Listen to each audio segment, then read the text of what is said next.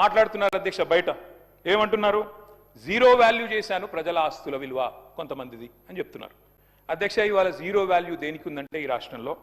ముఖ్యమంత్రి గారు చేసిన తొలి సంతకానికి జీరో వాల్యూ ముఖ్యమంత్రి గారు చేసిన సంతకం ఉన్న తొలి ఫైలుకు జీరో వాల్యూ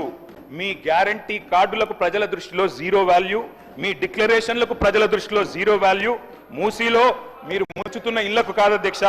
విశ్వసనీయత కోల్పోయిన మీ ప్రభుత్వానికి ఇవాళ ఈ ప్రజల దృష్టిలో జీరో వాల్యూ ఉందని మాట నేను విజ్ఞప్తి చేస్తా ఉన్నా అధ్యక్ష అధ్యక్ష ఇదేదో నా కవిత్వం కాదు అధ్యక్ష ఇదిగో మీ కాంగ్రెస్ పార్టీ ప్రచురించిన బ్రహ్మాండమైన ఫుల్ పేజ్ అడ్వర్టైజ్మెంట్ అధ్యక్ష 6 గ్యారంటీల మీద ఏం చెప్పారు అధ్యక్ష ఇందులో నేను చదివినిపిస్తా అధ్యక్ష ప్రతి కుటుంబానికి ఫస్ట్ ఆఫ్ ఆల్ 100 రోజుల్లో నెరవేరుతుంది ప్రతి గ్యారంటీ 100 రోజుల్లోనే అధ్యక్ష అదే సినిమాలకు శతదినోత్సవం చేసినట్టు ప్రభుత్వం వచ్చిన 100 రోజుల్లోనే అన్ని గ్యారంటీలు నెరవేరుస్తాం ఇంకోటి చెప్పారు అధ్యక్ష ఇందులో గంభీరమైన మాట కాంగ్రెస్ గ్యారంటీలతో అందే ప్రయోజనాల విలువ 2,50,000 ప్రతి సంవత్సరం ప్రతి కుటుంబానికి 2.5 ఏళ్ళైంది అధ్యక్ష ఒక్క కుటుంబం చూపెడతారా ఈ రాష్ట్రంలో 2.5 లక్షలు అందుకున్న ఒక్క కుటుంబాన్ని చూపెట్టే సత్తా ఈ ప్రభుత్వానికి ఉందా అధ్యక్ష ఇది మీ ప్రకటన నాది కాదు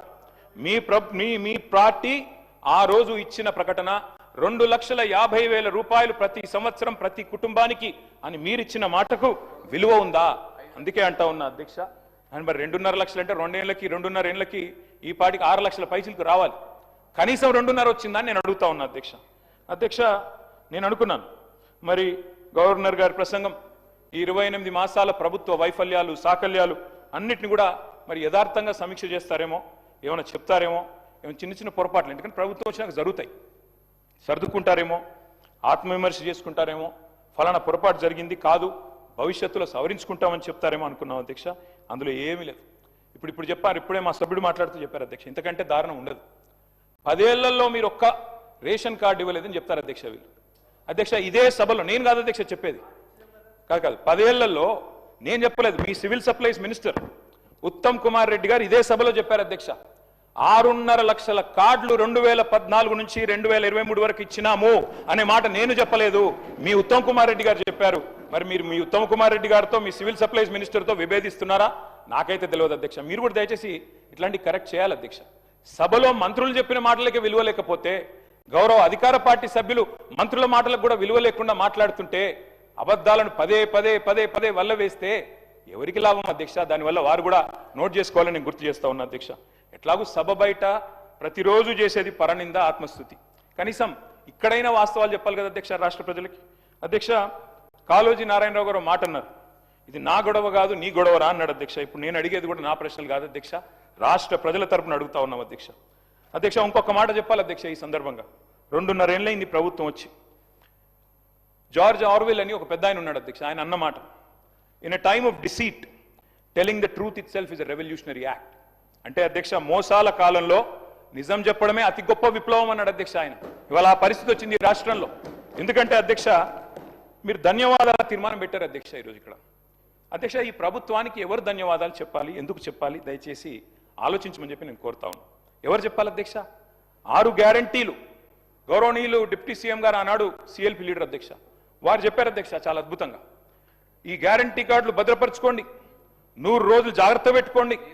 100 రోజులు బీరువాలు పెట్టుకోండి 100 రోజుల తర్వాత కాంగ్రెస్ ప్రభుత్వం వచ్చిన తర్వాత బ్రహ్మాండంగా మరి ప్రతి గ్యారంటీ నెరవేర్చే బాధ్యత మాది ఇది బట్టి విక్రమార్క గారు చెప్పిన మాట అధ్యక్ష నాది కాదు నేను అడుగుతా ఉన్నా అధ్యక్ష ఎవరు చెప్పాలి ఇవాళ 6 గ్యారంటీలు ఎక్కడ పెట్టుకోవాలి ఎక్కడ దాచిపెట్టాలి ఇంకా 100 రోజుల తర్వాత కూడా ఇంకేం చేయాలి దయచేసి ఆలోచించాలి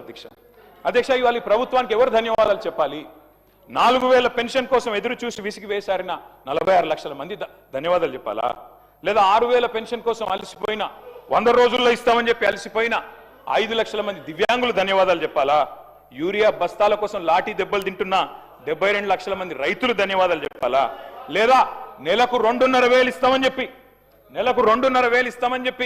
1,68,00,000 మంది ఆడబిడ్డలకు మీరు ఏదైతే వాగ్దానం ఇచ్చారో మరి వారు ధన్యవాదాలు చెప్పారా ఎవరు చెప్పాలి అధ్యక్ష 4,000 నిరుద్యోగ భృతి అన్నారు 2 లక్షల ఉద్యోగాలు మొదటి సంవత్సరంలో ఇస్తామన్నారు మరి ఆ నిరుద్యోగ సోదరులు ధన్యవాదాలు చెప్పాలా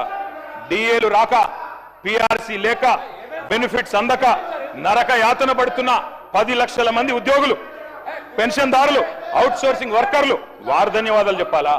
విషాహారంతో చస్తూ పురుగుల అన్నం తింటున్న లక్షలాది మంది విద్యార్థులు థ్యాంక్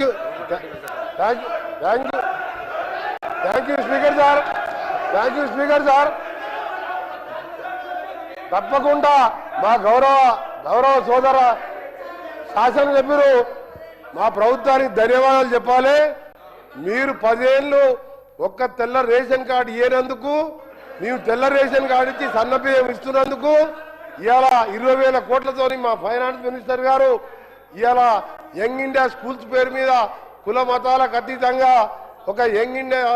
ఇంటర్నేషనల్ మోడల్లో ఇవాళ స్కూళ్లు కట్టి సగం స్కూల్ పూర్తిగా వస్తున్నందుకు ఇవాళ ఆర్టీసీలో 278 కోట్ల మంది 11,000 కోట్ల రూపాయలు ఇవాళ ఆర్టీసీకి చెల్లించి ఉచితంగా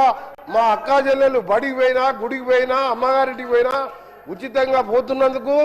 ఇంకా ఈరోజు మీరు గ్రామాలలో చూడండి, ఏ గ్రామానికి వెళ్ళా 30-40 ఇందిరమ్మ ఇల్లు కడుతున్నందుకు తప్పకుండా మీరు ధన్యవాదాలు చెప్పాలి. మీరు ఇంకొక విషయం, మీకు ఏం చెప్పాలి ధన్యవాదాలు? దళితుని ముఖ్యమంత్రి చేసిన ధన్యవాదాలు చెప్పాలా? 2 బెడ్రూమ్ ఇల్లు ఇచ్చిన ధన్యవాదాలు చెప్పాలా? మేము ఒక్కడే చెప్తున్నాం, కేటీఆర్ గారికి మేము చేసిన కార్యక్రమాలు చెప్పండి,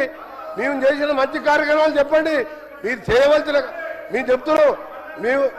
స్పీకర్ సార్, మీరు ఒక నిమిషం వినండి. మీరు ఓపిక తెచ్చుకోండి. మీరు కొద్దిగా ఓపికతోని వినండి. మీరు గౌరవ కేటీఆర్ గారు శాసనలో వాళ్ళు వింటున్నారు. మీరు ఓపిక తెచ్చుకోండి. మేము కొన్ని చేసినాం, కొన్ని కార్యక్రమాలు చేసినాం. మొదటగా పేదవాళ్ళకు సంబంధించిన కార్యక్రమాలు చేసుకుంటూ అప్పుల బారిన పడ్డ ఈ రాష్ట్రాన్ని గాడిలో పెట్టుకుంటూ ఒక్కొక్క కార్యక్రమాలు చేస్తూ మీరు మొదలుపెట్టి రిజర్వాయర్ కట్టిండు, ల్యాండ్ ఎక్విజిషన్ లేదు, ప్రాజెక్ట్ లేవు, నీళ్లు లేవు, లక్షల కోట్లు అప్పు చేసాను. అవన్నీ కూడా సెట్ చేసుకుంటూ ఈ 2.5 సంవత్సరాల్లో 3,25,000 కోట్ల అప్పులు మీరు చేసిన దాన్ని బాకీలు కట్టి ఓ రాష్ట్రాన్ని గాడిలో పెడుతున్న సందర్భంలో తప్పకుండా మీరు ధన్యవాదాలు చెప్పాలి. ప్రజలను మోసం చేసేందుకు మీరు క్షమాపణ చెప్పాలి.